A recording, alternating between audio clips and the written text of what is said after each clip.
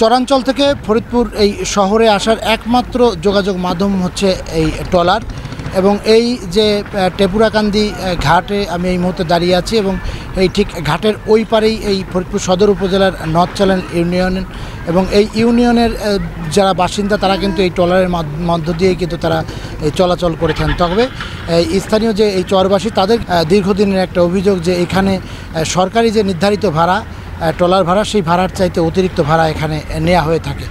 সাধারণত এখান থেকে এই নৌ ট্রলারে যারা যাতায়াত করে থাকেন তাদের কাছ থেকে 40 টাকা করে ভাড়া নেওয়া হয়ে থাকে বলে এরকম অভিযোগ কিন্তু তারা করেছেন। তবে সরজমিনে এসে যেটা আমরা আজকে দেখতে পেয়েছি যে সেখানে 40 টাকা করে ভাড়া নেওয়া হলেও আজকে 30 টাকা করে এখানে ভাড়া নেওয়া হচ্ছে। মোটর সাইকেলের আমার দিয়ে 60 টাকা 30 টাকার মালামালের জন্য ভাড়া নেই, আমরা প্রতিদিন আসি 30 না, এর আগে কয়দিন নিচে 40 টাকা না, এর আগেও বেশি নিত, এখন কম নেয়, এখন 30 টাকায় ভাড়া। আগে কয়েকদিন নিয়েছিল 40, 30।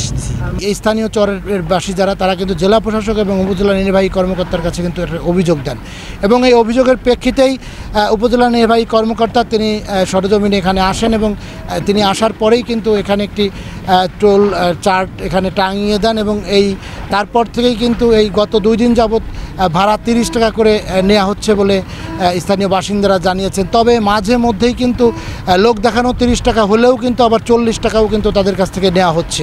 তবে আমরা কিন্তু এখানে এই ঘাটে এসেছি, এই টেপুরাকান্দি ঘাটে আসার পরে কিন্তু সেই টোল চার্টটি কিন্তু আমরা দেখতে পাইনি এবং স্থানীয়দের দাবি যে প্রশাসন যেন এই চরাঞ্চলের যে অবহেলিত মানুষ তারা যে শহরে আসেন এবং তাদের যাতে ভোগান্তি পোহাতে আর না হয় এবং অতিরিক্ত ভাড়া যাতে দেওয়া না লাগে সেদিকে কিন্তু উপজেলা প্রশাসন খেয়াল রাখবে, এমনটাই প্রত্যাশা করেছে এই চরাঞ্চলের মানুষ।